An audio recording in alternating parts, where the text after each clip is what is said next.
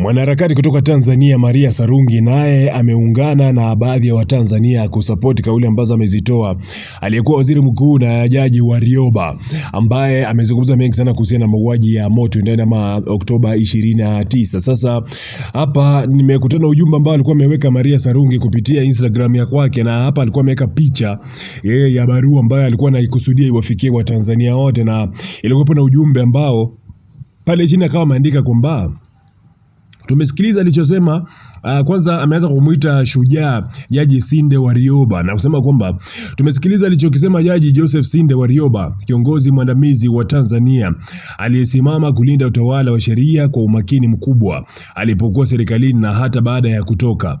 Uthabiti na unyofu wake umemwezesha leo hii kuepuka mkenge wa kuwa chawa kama baadhi ya wenzie waliohudumu wote serikalini.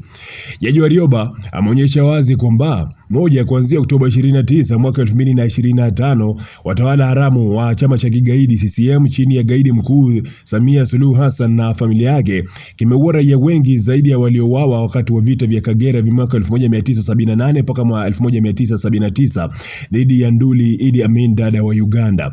Jeshi la ulinzi la wananchi wa Tanzania JWTZ na vyombo vya ulinzi kwa ujumla vimegawanyika baada ya kuingizwa kwenye siasa. Kwa kuwa ni wazi kwamba Samia Suluhu Hassan ameua raia wa Tanganyika zaidi ya 10,000, tunaelekeza raia kusimama imara kupambania haki. Siku ya Alhamisi tarehe 25 Disemba mwaka 2025 ni siku ya kutoa mabango yetu ndani kuyapeleka kwa umma kwa maandamano, ila sio kinyonge.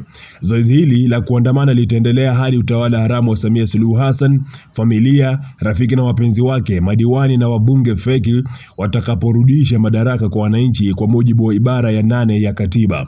Tumeazimia #D9 #J1, yani maandamano ya tarehe 1 Januari na kuweka hashtag pale Samia must go.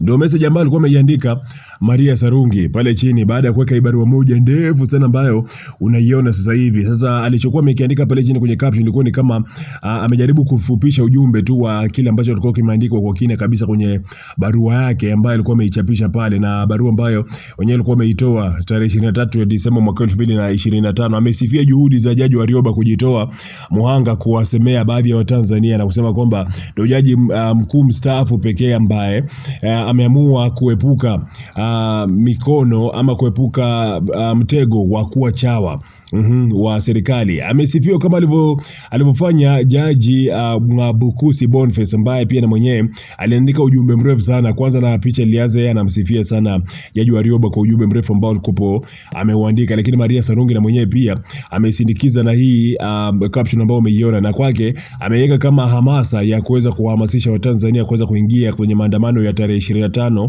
ambayo yanatarajiwa kufanyika kesho, siku ya Krismasi, ambayo amepingwa vikali sana viongozi wa dini kutoka pande zote mbili, dini ya Kiislamu lakini pia dini ya Kikristo, ambao wamejitokeza kuweza kuwaasa kabisa wafuasi wao na Watanzania wote kiujumla kwamba wasijaribu na wasidhubutu kabisa kushiriki maandamano ya D25 ambayo yanapangwa. Sasa sijui una maoni gani kuhusiana na hiki ambacho alikisema Maria Sarungi kuhusiana na Jaji mstaafu Joseph Warioba? Nipe maoni yako pale chini kwenye uwanja wa comment.